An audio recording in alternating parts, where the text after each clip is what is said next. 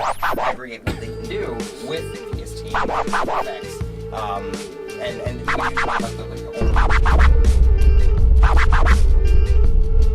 Greetings and welcome back to my channel. My name is Brett and I'm glad you're here. If you're new to my channel, on this channel we discuss books. I discuss the books that I've read. I discuss books that I've purchased and plan to read at some point. And I discuss books that once belonged to a dead man.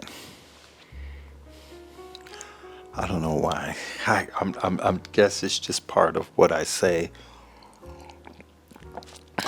to describe the Dead Man's Book Collection, which we are at episode 7. But this is not that. If you haven't watched the Dead Man's Book Collection, go watch it from episode 1, please. I hope that everyone is doing well. I hope that everyone is happy, healthy, safe, enjoying life, and reading. So with that being said, Marshall Ward C2Y commented, "All my life I felt like I should try to be like others. Now I'm going to just be me and let other people be like me if they want." Okay, I appreciate that comment. I'll say this, there is a sadness in trying to be like others. Interesting, it just made me think about the fact that I've never mentioned that I have a twin. I have a twin brother, Brandon. So to try to be like others, that doesn't work anyway, because you kind of have to be who you are. Everyone else is taken. I appreciate your comment. Bernie Sims commented, "Just come across this video, now subscribed, as I need to see what other books are in this collection. Your reading from The Prophet was so beautiful that I am now going to purchase it. You're such a lucky young man to have this collection. You are for sure going to have a reading treat. Just a quick hello from me, whom I imagine is not one of your usual subscribers. I am an older, white British lady, recently retired, who has been an avid reader most of my life. Now spend a great deal of time watching booktubers and making lists of books to read. Still too many books and not enough time." You know that's right. Sorry, didn't mean to waffle on. Oh, I love that. I appreciate your comment, Bernie. I really do. Thank you very much. Very nice. To waffle on. I have such a thing for those British accents. I do. Hey, Bernie. Laura Lake 7430. Though some cookbooks can be full of little notes about dinners and events that are way more interesting than the recipes. I don't really care about cooking, but I always leaf through those really worn looking cookbooks, looking for that strong, opinionated handwriting that is a window into a woman's life. Laura, that is quite the comment. It just made me think about when I was little, my grandmother had these little index cards with her recipes on there. And she would be looking at the recipes, cooking. Yeah, so I love the way you say that. I think it's beautiful, a window into a woman's life. I appreciate your comment. Nurse Maine, how you doing? Okay, you be interesting to talk to. Also, have you read A Song of Ice and Fires? No, I haven't read it yet. Reply back, let me know what it's about. Deb Gallagher 5709 writes, "Thank you for that. Thank you too for your program. For me, your content combines two favorite passions, books of all sorts and learning about our relationships with them. A friend told me that books on shelves emanate. Your content encourages me to keep open and curious." Thank you very much. I appreciate you saying that. Sean Forum writes, "Absolutely incredible." Thank you, Sean Forum. I do appreciate it. I did subscribe to your channel, so I did check out your last video. It's called Jade City. That's what it was. Okay, last comment. "This video makes me think of the majority of the books that my grandfather, who was a professor and hence had a very curated collection, owned that I never got to hold because they were burned." Sorry to hear that. The very small collection that I got, I keep it dearly for life. This video makes me feel very grateful for these books. Thank you very much. I appreciate you saying that. Kind of feel that way about my books. You saying that, if you see, you know what you did? Denny 3318. You just opened up a can of worms, because it just made me think about some books that I haven't thought about in a while because my ex has them. I want my books back. She doesn't watch my channel, I'm sure, but I want my books back. 2 Eric Jerome Dickey novels. One's called Pleasure, the other's called The Other Woman. The Other Woman is literally one of my favorite books. I want that back.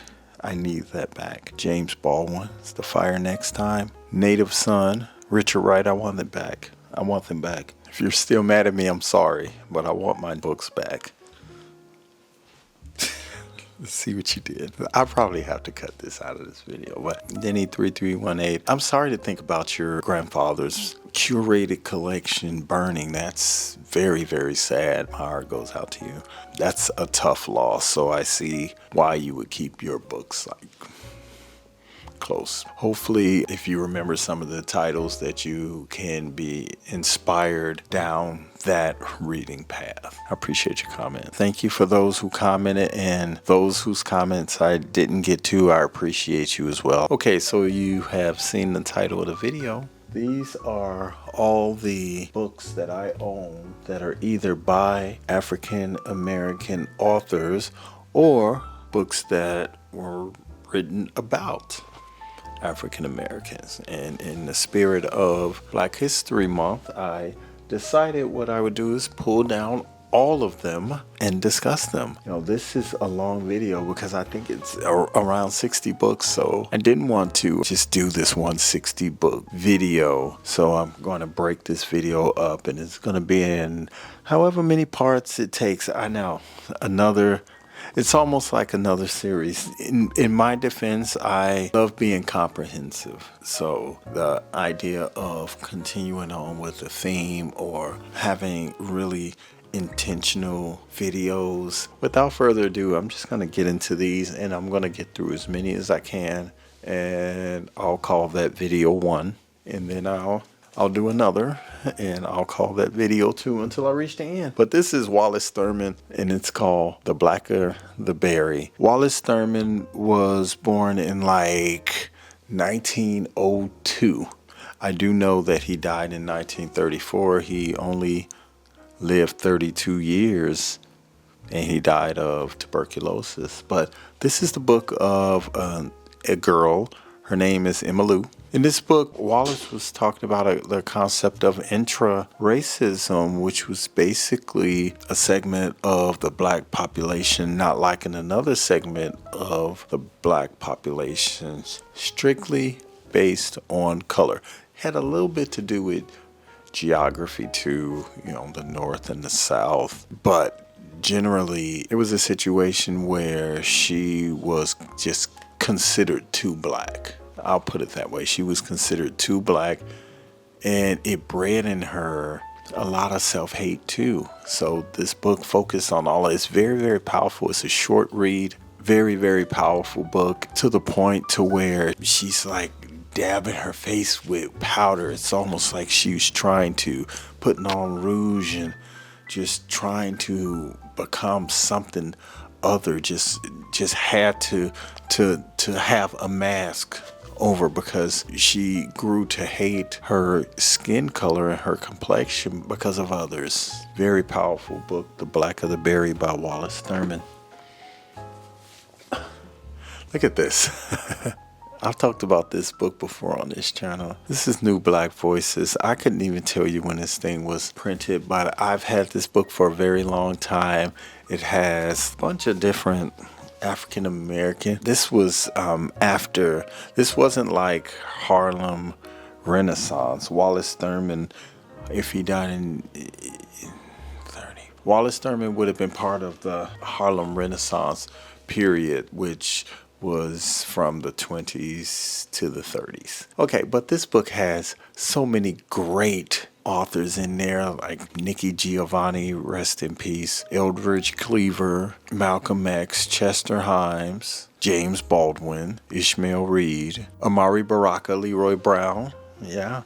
So Ralph Ellison too. So Ernest Gaines, young Ernest Gaines. So if you really want to get down with some really, really good Black Lit, this is definitely a book for you. I'm going to have to find a way to bind that, or I might have to just put it in my other case where I keep the old stuff. Okay, another book that I read last year, which was The Message by Ta-Nehisi Coates. This book caused a lot of controversy. He was doing interviews promoting his book, but it was almost like he was just being villainized for his thoughts. And this book is about 3 trips that Ta-Nehisi Coates took. One to Senegal, another to South Carolina, which was a really interesting part of his trip because he visited a state memorial that was dedicated to the Confederacy in South Carolina. Bill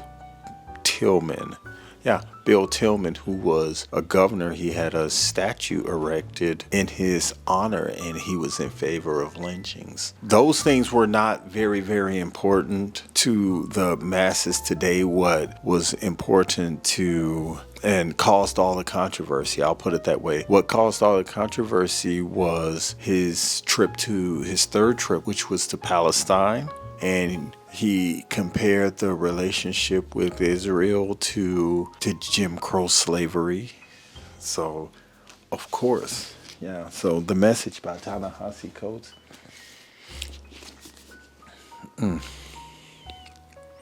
Lerone Bennett Jr., Before the Mayflower.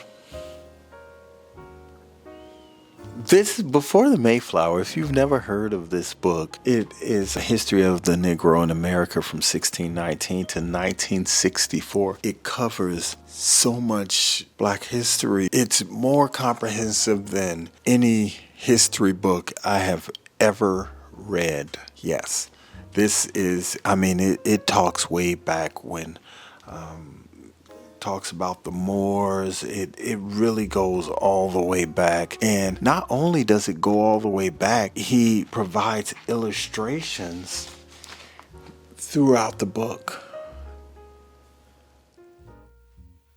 Amazing book. It's an absolutely amazing book. So if you want to do any reading, real live history reading, learning type, and this was started during the colonial periods, 17th century. So we're talking the colonial period all the way to discrimination in the 60s. So it covers a lot of territory.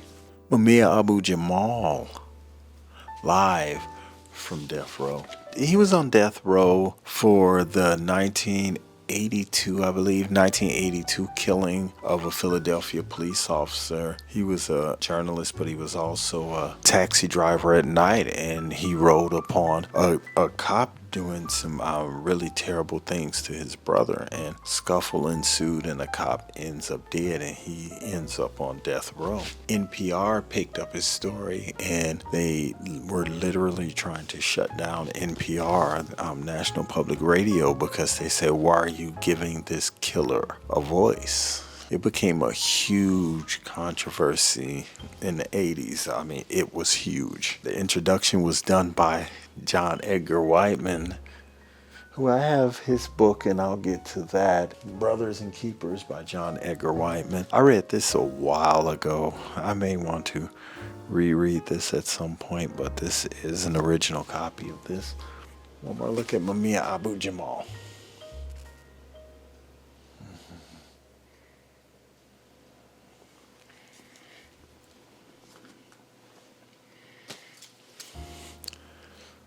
Chester Himes, if he hollers, let him go.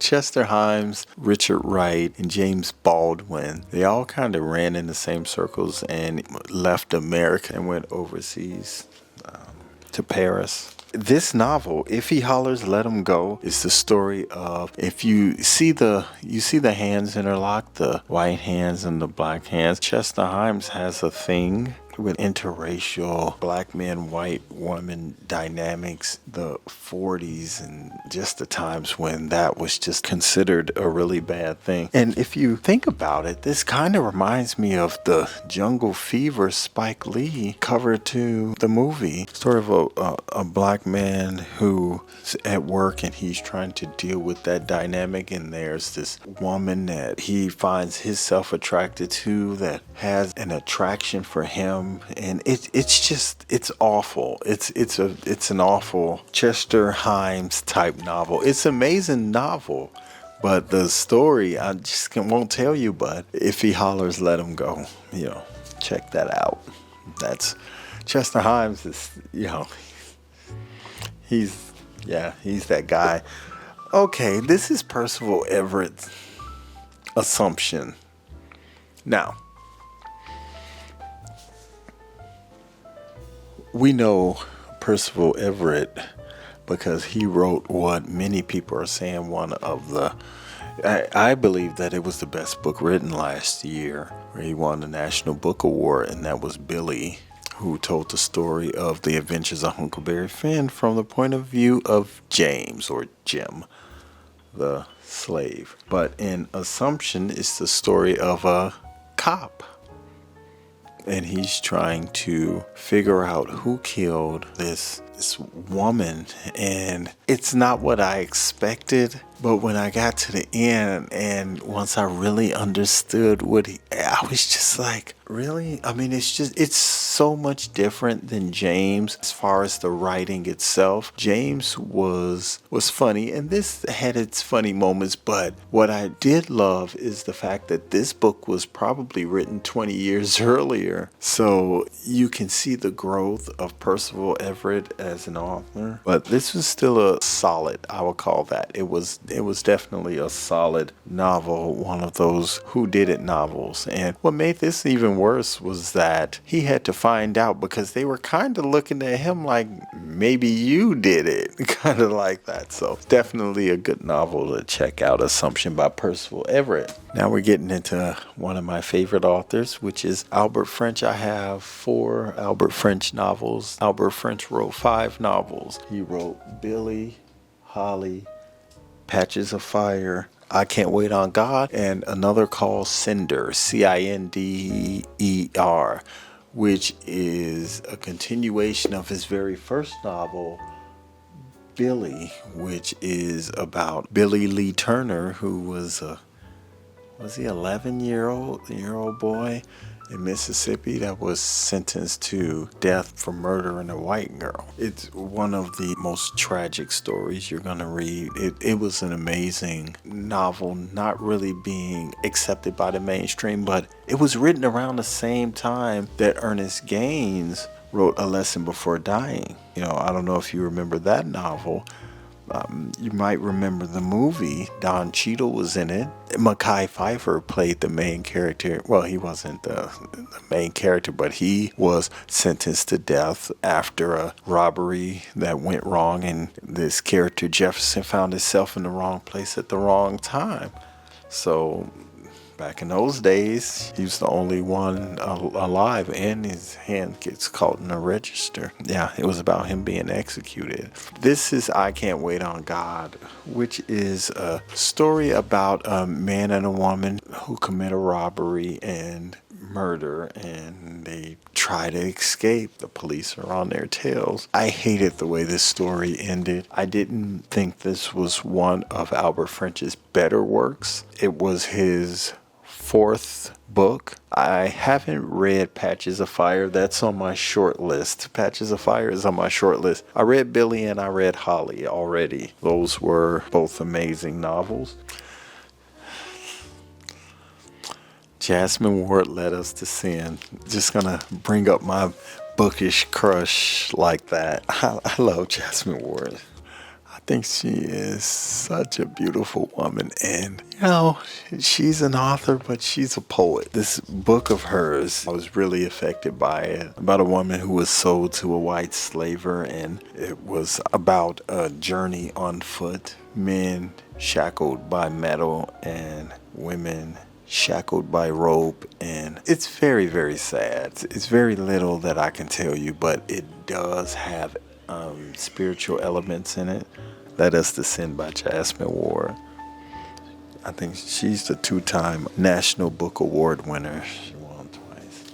I haven't read this book yet. It's called Master, Slave, Husband, Wife. Elian Wu. Definitely on my short list. It's about a husband and wife trying to escape slavery and make their way to freedom, which of course in antebellum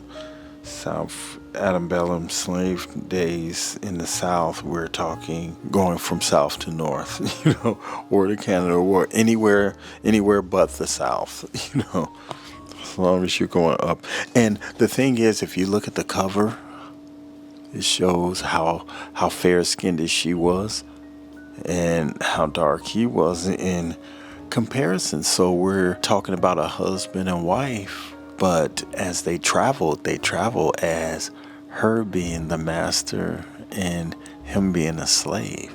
It's a brilliant concept. Definitely on my short list of books.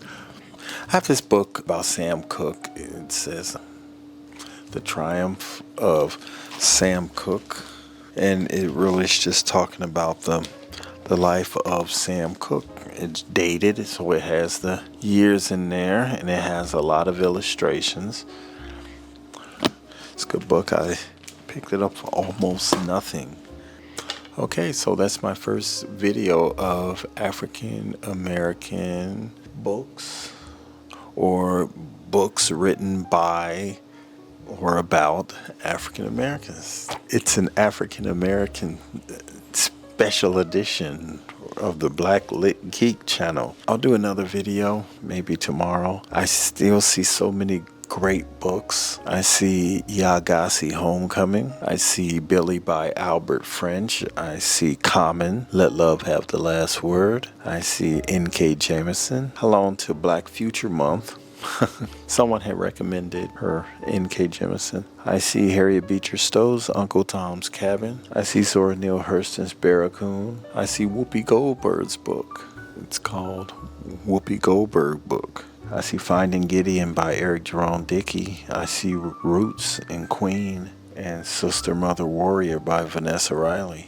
I see Fifth Born by Zelda Lockhart. And I see The Vixen Diaries by Corinne Stevens.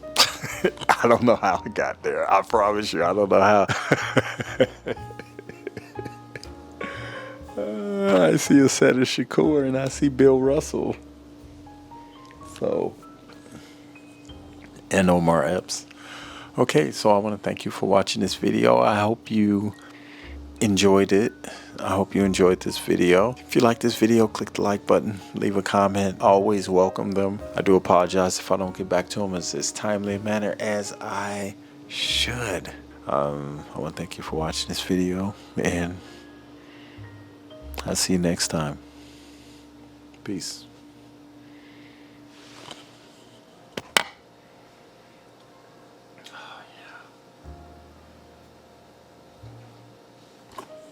You know what this reminds me of? You know how you go to a movie and it's almost over? And I don't know what it is, that formula that filmmakers have that just keep you in your seat because you know for a fact something else has to happen. They leave you unfulfilled intentionally. And then you're sitting there, the light's getting ready to come on. You're like, I ain't going nowhere.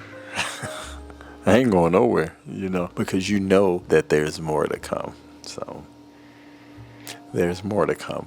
I do appreciate you all for your support, and I'll see you in the next video. Peace.